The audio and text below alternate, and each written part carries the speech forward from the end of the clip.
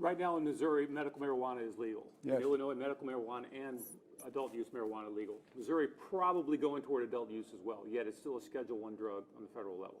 Should that be changed? Should it be done away with? It should be changed to a Schedule II drug. It should not be. We should move in the direction to make sure it's not a criminal offense. It's a civil offense. Number one. Anything, in fact, that any conviction at all for marijuana, now or in the future or in the past, which your record should be wiped clean. It's not something that is going to send anybody to jail. The reason, and so I support states, in fact, who have already legalized. I'd instruct my departments to not enforce the federal law, but there is evidence that we have to do some more study on the impact on mental acuity. That's, to use your phrase, and so I would legalize, I would decriminalize, and I would provide for the ability of the researchers to get in and make sure we got it right this time. Last question, 2016, Missouri. That is not some random elderly man there. Meaning that's not a reporter just harassing some elderly man just wandered out of a home or somewhere and just asking him a question. That was candidate Joe Biden. Candidate Joe Biden is now President Joe Biden, who's going to give a press conference, his first one in 2 months, in an hour or so. That was then candidate Joe Biden being asked about whether or not what he thought about marijuana. Oh, by the way, New York. Good job on New York State for the legalization of marijuana that is going through. On top of that, though, that Joe Biden has basically said he wants to change it to a Schedule II drug, something that he has the power to do all on his own, flick of a pen, as Chuck Schumer would say. He wants to decriminalize. He wants to expunge all of the criminal records. And in this case, he's making the point that, look, heroin, crack, marijuana. Which one of these things don't quite fit? It's the marijuana. Whereas the majority of the public will say, yeah, heroin and crack shouldn't be legal. The overwhelming majority of the public would also say marijuana should be. That people should not be put in cages. That people should be able to use the drug. And I got to be honest, it is not the government's. If you tell me that alcohol is legal, then you can't look at me in the face and give a straight answer to why pot is not. You can't have it both ways. The ridiculousness of the alcoholic cop dragging the guy away for smoking a joint. I'm going to put you in jail. You're breaking the law. It's ludicrous. It doesn't even make sense. The guy's a hypocrite on its face, despite the fact that all of the power and the weight of the state will go into putting that guy who smoked that joint, who wasn't hurting anybody, into a cage. That's our laws. Those laws, according to Joe Biden, were wrong. And under Joe Biden, just like he said about the $15 minimum wage, that Joe Biden was going to change those laws. And whereas he doesn't necessarily have the unilateral power to get everybody on board for it, he has enough, by the way, to get them on board for it if he wanted to, if he had the force of thought and mind and speech in order to go after the Democrats that were pushing back against this particular agenda. The House would back the agenda, and most of the senators would back the agenda. He just needs to do the job of being a president in the bully pulpit. That's a tangent. My point is that Joe Biden was very clear about his position on marijuana. And even though he didn't go as far as making it legal as many people wanted to, at the very least, he did say Schedule II. He got that out. What's stopping him? Jen Psaki was asked the question about this because apparently the White House fired several people for pot use, previous pot use, something, again, they said they weren't going to do. Psaki, in responding to this and pushing back against a reporter who's basically asking her about the contradiction and saying, this is Biden's policy, and yet these people have lost their jobs, she exposed something. She exposed the fact that, once again, the $2,000, that was a broken promise. It went to $1,400. And the $1,400 was ripped out of the hands of 17 million people, even though they screamed, this is a thing inside. No, that's a broken promise. The $15 an hour minimum wage, I'm a bitter ender on that. And I'm going to be talking about that to the day that Joe Biden drops dead, or at the very least at the end of this presidency. That's a lie. That's a failed promise until there is some pathway by which that is going to go through. And I don't believe for a moment that any of the reporters, many of which they make well more than $15 an hour, who's not looking at the $15 an hour, is going to bring that up at that press conference. They should. That's a big deal for a lot of people. 42% of the population made $18,000 a year. Joe Biden called those people heroes and said it was a starvation wage. So is the president going to do something about the starvation wage? More important, to the point, this is a broken promise. And Jen Psaki, in answering and pushing back against the reporter, said something that made it that much more clear of how much of a broken promise it was. I don't know if Joe Biden is watching what his press secretary is saying, but she tripped on a landmine there and made it bright and abundantly clear that Joe Biden is breaking another promise, and this one on marijuana. Jen Psaki, exposing the truth, one failure at a time. Welcome to the Soapbox.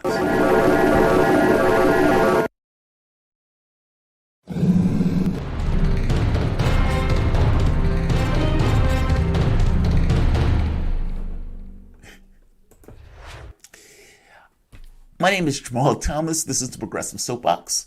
Guys, if you dig this content, please like, share, and subscribe. You can always support this content through PayPal or Patreon. This content is brought to you by you, and I appreciate you allowing me the opportunity to do it. I have a UFO segment, and my UFO segments tend to use that video. That's why I was there. In fact, I have one coming up after this video.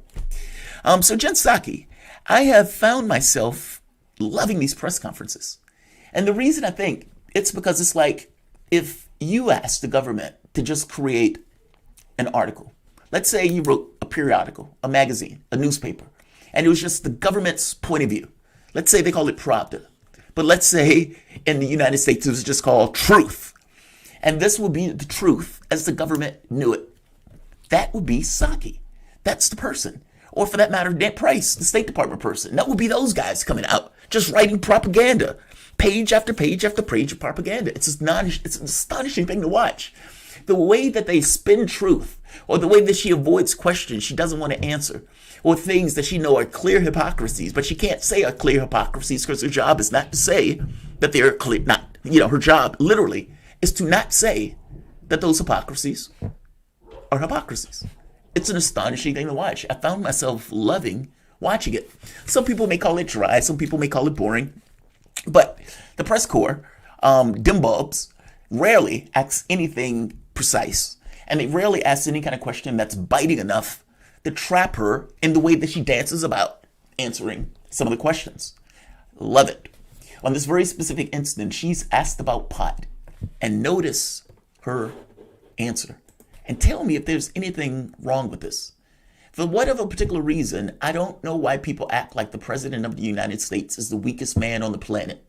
And things, even when they are in his pure and complete discretion, that he, for whatever particular reason, is not supposed to be blamed for. But again, that's her job.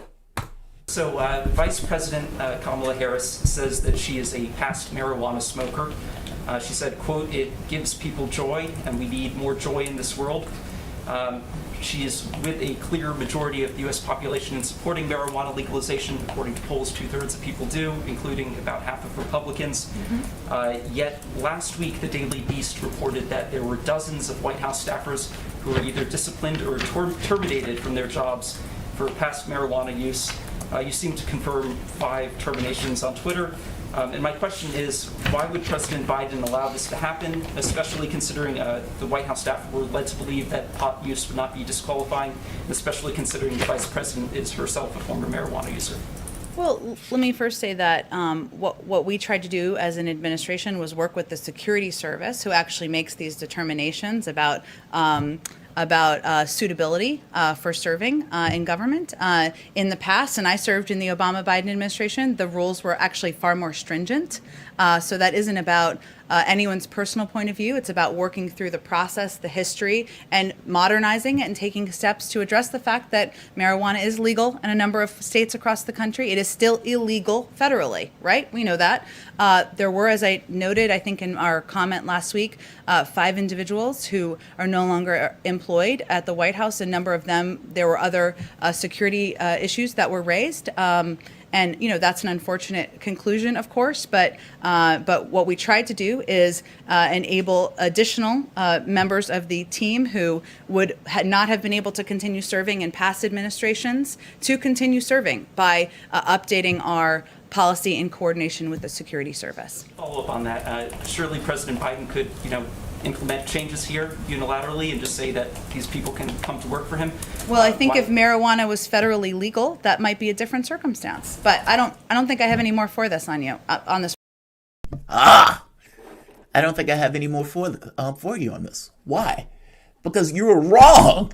You got busted in that. He basically made the point, but isn't he the president of the United States? Doesn't he have the authority to unilaterally waive for these 5 individuals that you guys have basically fired despite telling them that past marijuana use would not be an issue? I have nothing else to say on that. I bet you don't. Because like I said, you were busted. You know he's right. And you're there's no way to dance on this. It's the president of the United States. The president of the United States said one thing. He's asking you, why isn't the president living up to what he said? You gave an answer about marijuana being illegal federally. Let's get to that for the moment. Joe Biden doesn't have the power to make Congress write a law or so. Fair enough. He does have the power, however, to change the scheduling of marijuana. All of the executive orders that he's been throwing out one after the other, he could do that now. He could do that today. He could have did that when he first got into office. Joe Biden could change the scheduling of marijuana in the way that he said he was going to do with the flick of a pen. This is another promise he's breaking.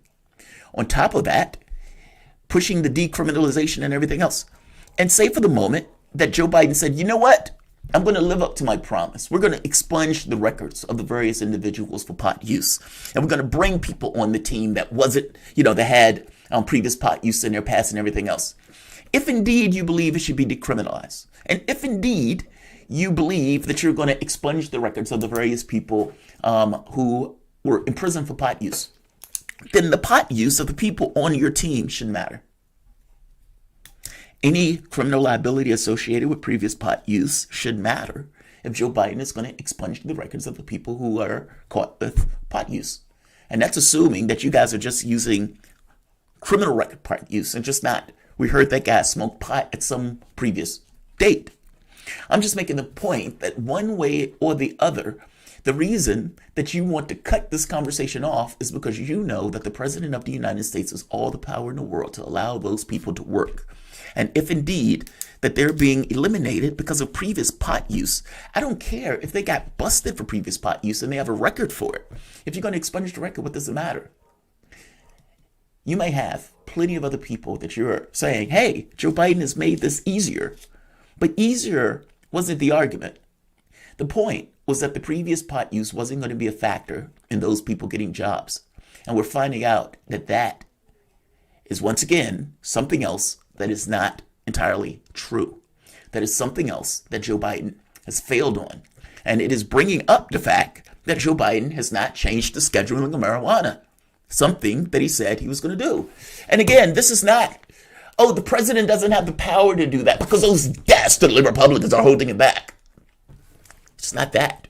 In fact, Jen, if you allow me to call you Jen, Miss Psaki sounds weird.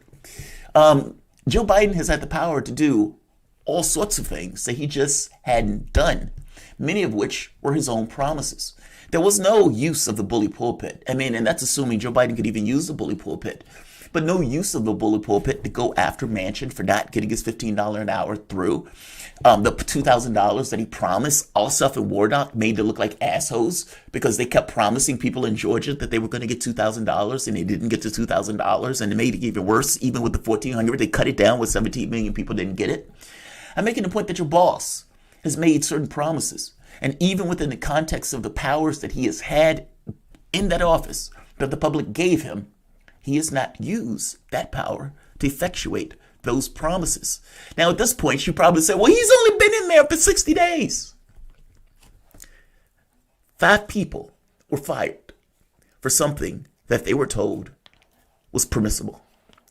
And when asked about it, your response is, marijuana is still illegal federally.